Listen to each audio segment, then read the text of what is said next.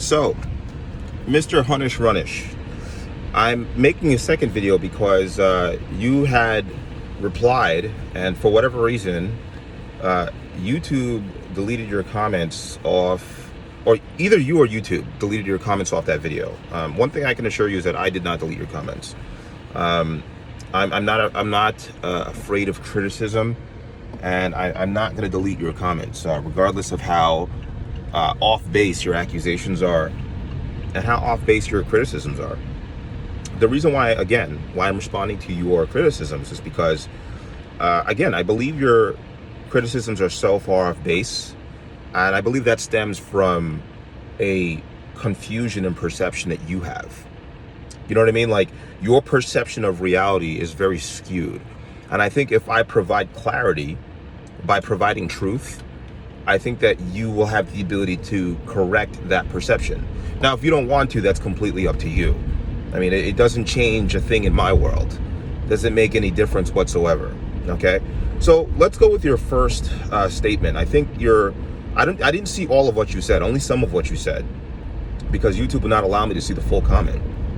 But your first statement was, discussing how I'm wearing headphones and how I think I'm trying to be young by wearing headphones. Those headphones, those Bose headphones, are super high quality headphones. So what it means is that, like, I literally, when I'm sweating in those headphones, literally, when I go to the gym, I get drenched in sweat from, my hair, my ears get drenched in sweat. And I've had the Beats by Dre headphones, the ones that go in your ear, the earbuds. I've had so many different headphones, and they all the wiring in them all seem to get damaged by the sweat. And so that's why I love those Bose headphones, and I'm always wearing them. I was going to the gym before I made that video, and I went to the gym, and those headphones never break when sweat gets into them. Additionally, even when I'm not going to the gym, I wear headphones a lot because I'm always listening to affirmations. Affirmations to keep my subconscious and the messages that I'm receiving in my subconscious aligned with my goals and aligned with my performance aspirations. Okay, there's a reason for that. And I think it's kind of difficult to really break down for somebody like you, because you have a lot to say, but you really don't understand, and you may never understand, the amount of effort and the amount of precision it takes to perform at the level that I perform and to get the results that I get and to lead my lifestyle. Like, my lifestyle does not come without diligence, without discipline, and without sacrifice. Okay? So that's just one example. The next thing that you said is, you were like, I'm surprised you didn't talk about your two cars. Well, I didn't talk about my two cars in that video because it wasn't really relevant to what I was discussing. But if you want to mention my two cars, don't just mention them as if they're just two cars. Each of the cars that I drive costs me the price of a home in McAllen, Texas. Each one. Not one of them, each one. Both of them. Okay? Also, keep in mind, I pay parking for those cars and my girlfriend's car. So altogether, we have 3 cars. The price that I pay for parking those cars in New York City costs more than some people's mortgages cost. Keep that in mind. Keep that in mind. Do you know how expensive it is to live in New York City and to own 2 luxury cars? Do you know how expensive it is to have a penthouse in New York City with a terrace with views? I don't think you do. But if you don't have an idea, you can go look it up. And I'm telling you right now, it costs more than McAllen, Texas.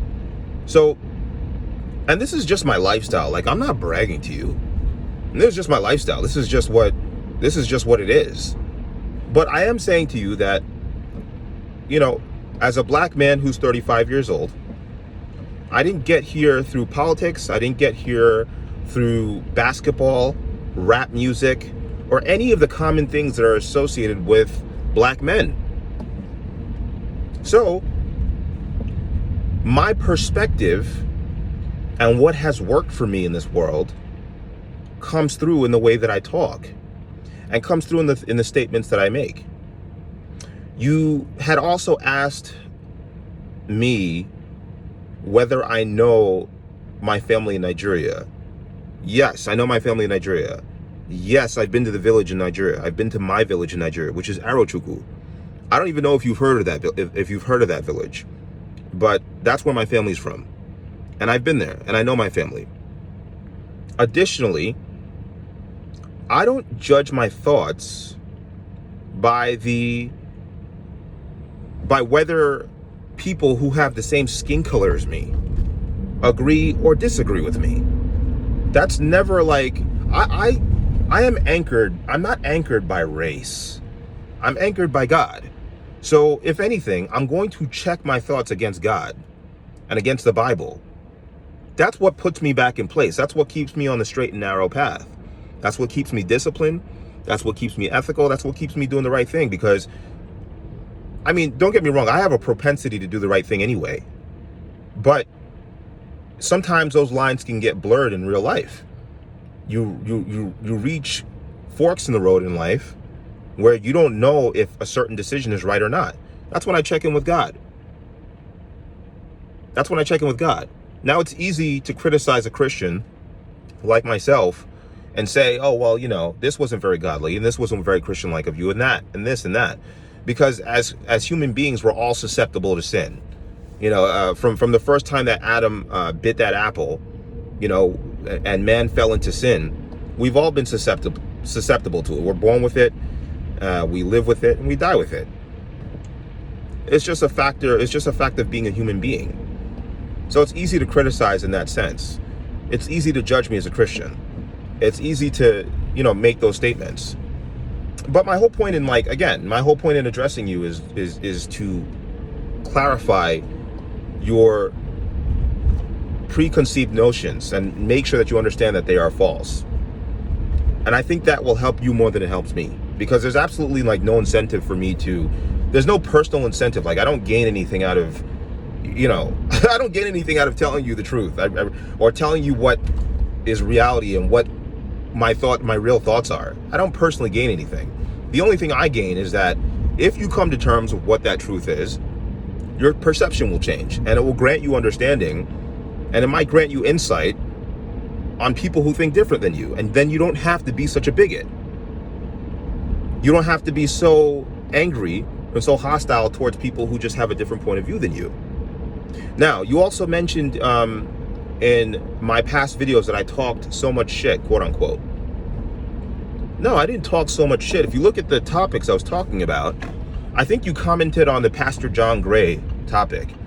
I was a little bit irritated by the fact that the black community suffers so much and yet constantly throws its own people under the bus. Do you see what I'm saying? I repeat, I was upset that the black community, who claims Black Lives Matters and Black this matters, as soon as you have a difference in opinion, they're quick to throw you under the bus. And I'm not talking about all black people. I'm talking about the mainstream black community as promoted by white liberals. You know, it's like, if you don't uphold this white liberal logic, they throw you under the bus. That's what that video was about. That's what my energy was coming from. My energy was coming from a sense of, you know, if that's how you're going to be, if you're going to discard people who produce results for the community, people who uplift each other, people who are positive role models, you know, if you're going to discard people like that, then in some senses, you know, most communities, if you look at other communities, they kind of uphold their achievers. They don't promote their worst. They don't worship their worst.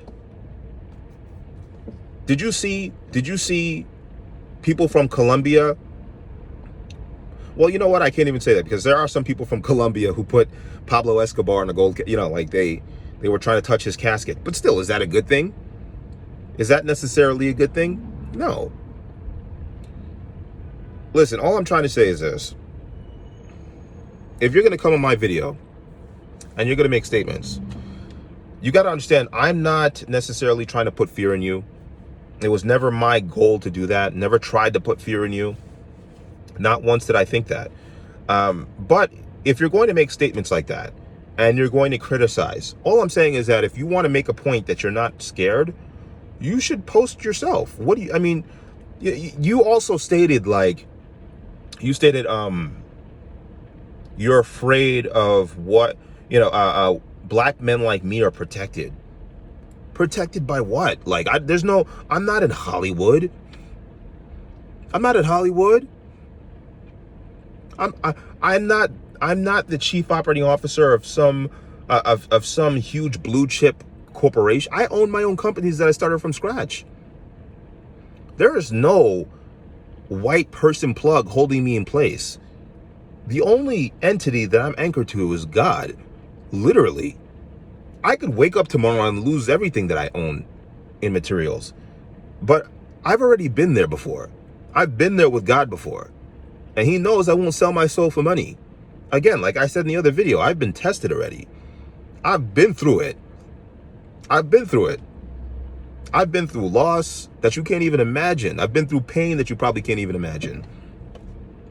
That's where the thick skin comes from. That's where the response like this comes from.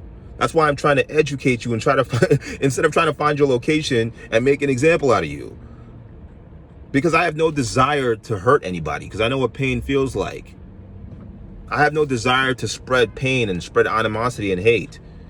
Even though my opinions may differ from the majority and may anger people, they're just my opinions. It's just how I see the world.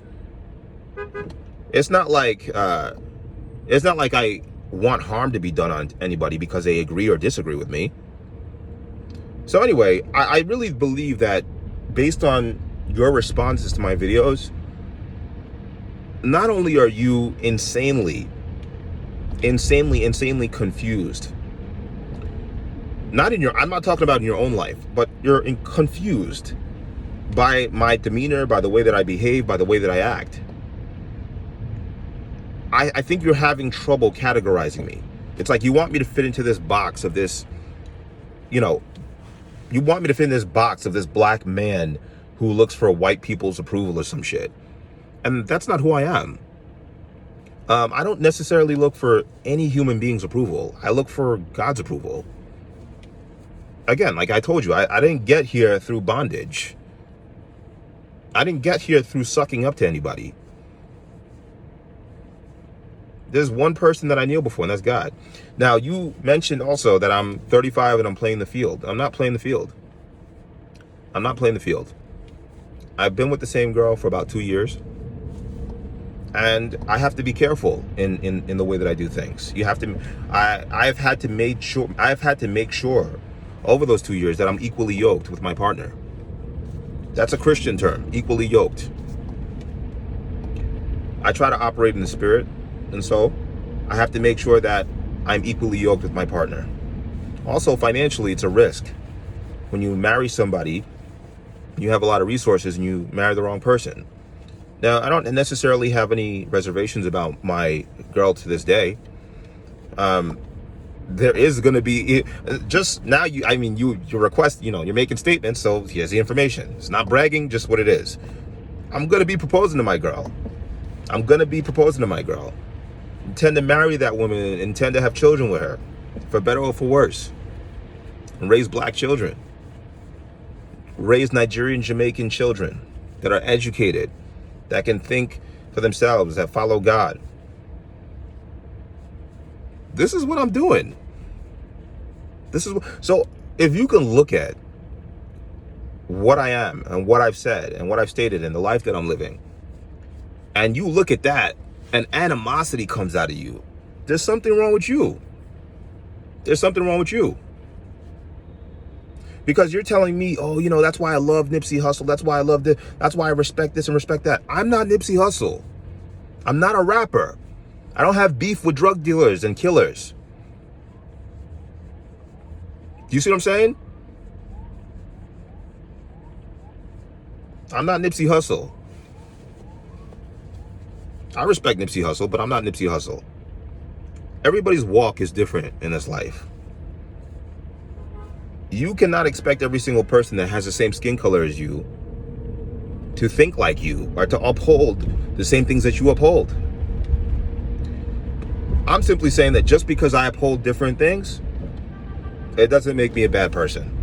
You can believe that I'm a bad person if you want. That is your right. No, I'm never going to tell you that it's not your right to believe what you want. It totally is your right. I just think that you're a little bit misguided in your perception. And your belief is not going to sway my convictions on who I am and what I've had to overcome to get to where I am, and what I have to do to maintain where I am, and what I have to do to keep growing and to make sure that I'm on course for where I'm going. You see what I'm saying? If I were to let every single critic like you change my course or derail me for even a second, I mean, even as I'm talking to you, I'm in my roadster right now, driving through the city. Even as I'm talking to you, I'm in transit. I'm on my way somewhere. I'm always on my way to do something. When I gave the video last time, it was before I went to the gym. Always into something. This is my